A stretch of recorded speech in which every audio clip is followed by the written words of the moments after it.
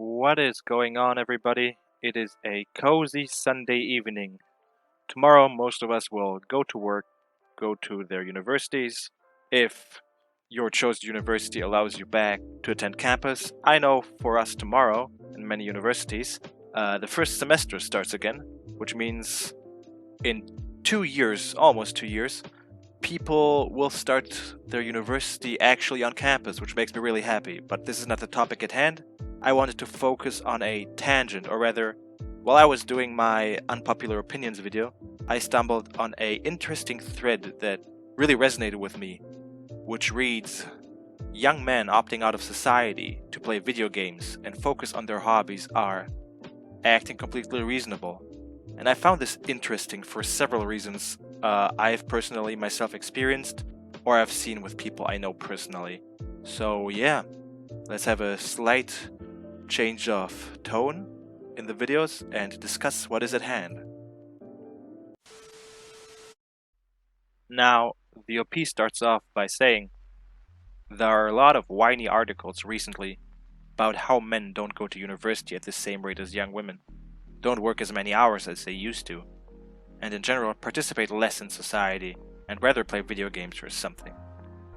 This naturally comes at the expense of traditional life attainments, such as working yourself to death, having an insanely expensive wedding, and being the sole provider for a family that will eventually kick you out. Oof, harsh.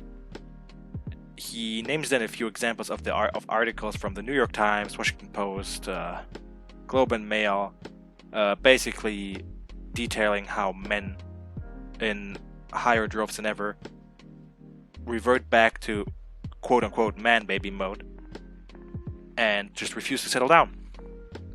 The OP afterwards continues by saying, if you read through these articles, you will find that the theme is men bad because they refuse to play the social role written for them. It's mostly from the perspective of how this creates problems for women in the long run, but that's still the core of it. Contrary to what these journalists would have you believe, I think these young men are acting completely irrationally, that's the unpopular opinion in this case, when opting out of this life script. There just aren't enough incentives to play this role, it's too risky and too exhausting, and I can personally see how one would derive way more satisfaction from hanging out with one's mates, playing video games, or being in a band. Young men don't owe society anything. We should just live and let people enjoy their lives in the way they want to, instead of judging them. Now, what I really liked about this thread is that, contrary to what you might expect, there was actually a somewhat civil discussion in the comments, which I will showcase right now, which brings up good arguments that I will myself go further into. So let's go with the first comment that says, I'm Gen X, divorced with kid, okay 9-to-5 job, rent small apartment in a big city, and I'm perfectly content playing video games nights and weekends. I don't desire to do anything, or anyone, else. I'm also happier now with no responsibilities to be a husband and help maintain a household. Plus, my kid is now old enough to play video games with me. We have a lot of fun together that way. Life is good, no complaints. Good on the dude for playing video games with his kid despite the divorce. I think that's one of the newest, most innovative way to spend time with your kids, since they'll be playing video games anyway, so why miss out? But I've seen the same thing with my dad, who after their divorce between my parents when I was probably like 3-4, he didn't even work afterwards. He still had to pay child support, but he didn't work. He just took care of his mom, but he never really wanted to get back into it, even though he was a dentist, and he could have probably made enough money. But something just seemed to have broken in him. He probably, from what I've gathered, didn't really feel any more motivation or any drive to do it since he felt broken. And I know personally that he hasn't been together with a woman after my mom long term. So he just seemed as jaded as this guy. Notice how this guy didn't even mention anything when it comes to like dating or a new partner. It is kind of telling. Another user chimes in by saying, some games, especially team-based ones like CSGO, Rainbow Six or Arma, simply offer something incredible hard to get in real life. A sense of clear purpose and belonging. You play a game along 4 of your friends and cooperate with them. You think with them and you win or lose with them. Each member of the team has a duty to perform, and winning requires everyone to perform at their peak. Stuff like that is extremely hard to come by, young men those days. I wholeheartedly agree. At the end of my high school, when I was arguably at my loneliest, I had a tight group of people I didn't even know in real life. And what we would do is just play DayZ when there was still in the Arma phase, that good stuff, over TeamSpeak, and that was honestly one of the best memories from my high school, because it allowed me to socialize with people that were much older than me and that had more life experience than me, and that were able to talk me down or at least give me some kind of comfort that I clearly wasn't getting in high school. And especially given the current pandemic situation, it has become more and more difficult to socialize with people, or with peer groups, more importantly.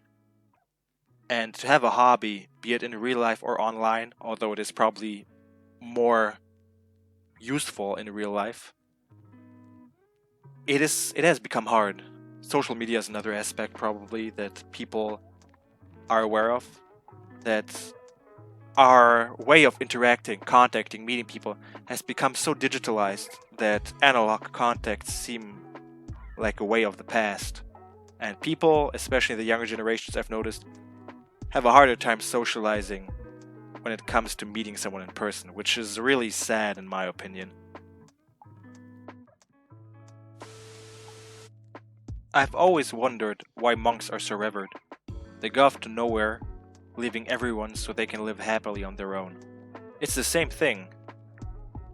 I mean, it's a reason why certain aspects of that MGTOW movement are called going monk mode, or isolating yourself is called going monk mode. Most people associate it with self-betterment, or at least a clear space of mind, which is something that is kind of hard to get these days. Here's my take on this. I'm a 21-year-old officially diagnosed with Asperger's syndrome. No one could really guess until I mention it to them. Unfortunately, I'm not academically gifted like some people on the spectrum, as the only notable quirk I've got is an above-average fascination with technology, gaming, airsoft, style, and a little bit of fitness. Keep those gains. It's overwhelmingly difficult for me to relate with people my age, and the fact that I don't want to go out to parties and get shit-faced with strangers or go to concerts/festivals doesn't help.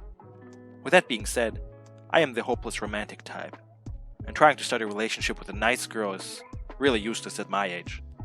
It's easier to immerse myself into milsim shooters that work as a sufficient distraction, not just as a coping mechanism, but because I genuinely love doing it.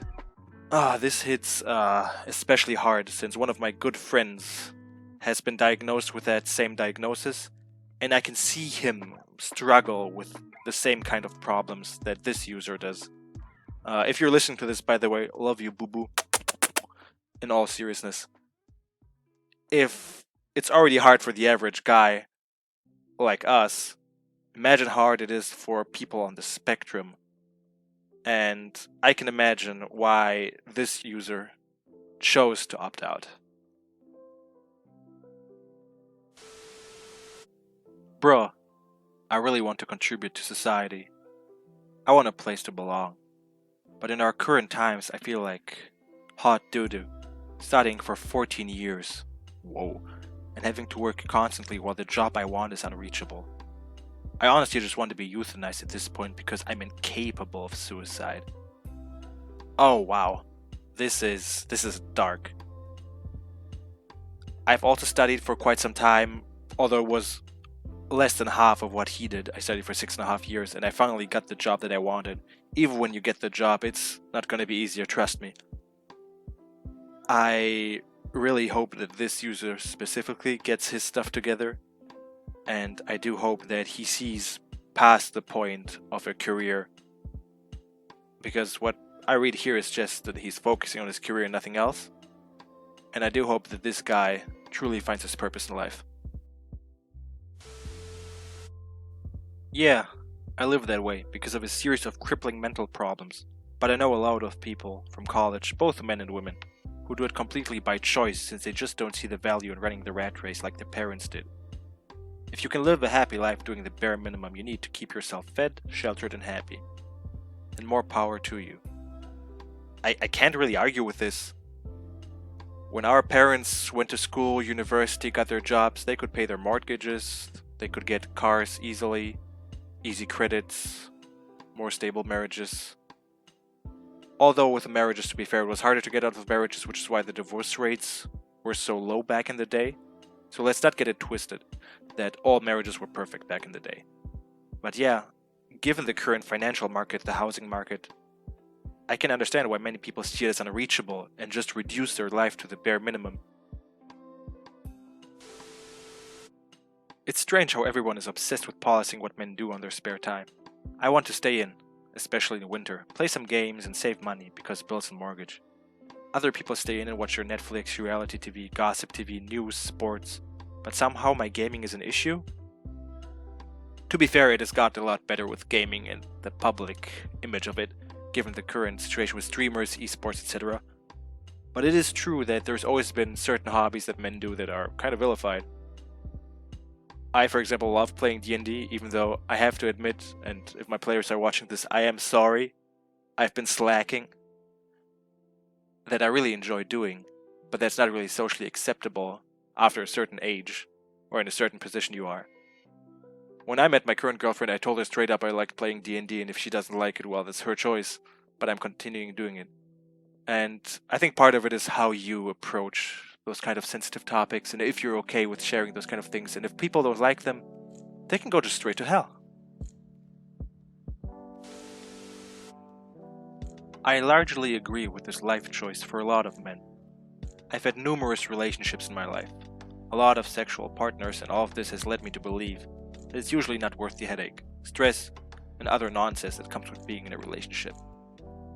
Now, I understand that a lot of men in their 20s to some in their 30s have never experienced this, so I can't fault them for wanting. It's for some, it's not for others. I will say that I'm currently in a committed relationship and I am happy. However, I'm disillusioned with the realities that come with it. I swear, if I didn't have such a good memory, I would have thought that I would have written this. But yeah, I'm also in a committed marriage, no god, please don't. I'm also in a committed relationship right now. Not yet. And I do agree that I've also played the field for a while, I've also used Tinder, that dating is just a lot of stress. It's also very time consuming, and time is valuable. And if you think about it, the time you've come or you've went to date could have spent more productively. It's not like social relations or relationships aren't productive in themselves and can lead to personal development. But if we're honest and going on Pareto principle, the most significant dates you've had were probably only 20% of the dates you've had in total, so 80% of them were just kind of redundant. And I can understand why many men opt out and don't want to spend their time, or money in most cases too, on dating. And now, something positive to climb out of this hellhole of despair. The only people who complain about video games are people who always sucked at video games. Get wrecked, noobs. Hey, thanks for watching. If you liked the content, please like, comment, subscribe, whatever fancies you. I'm really enjoying doing this, and I hope you enjoyed watching this as much as I enjoyed making it. And I hope to see you again and wish you a wonderful rest of the day. So, take care. Love you.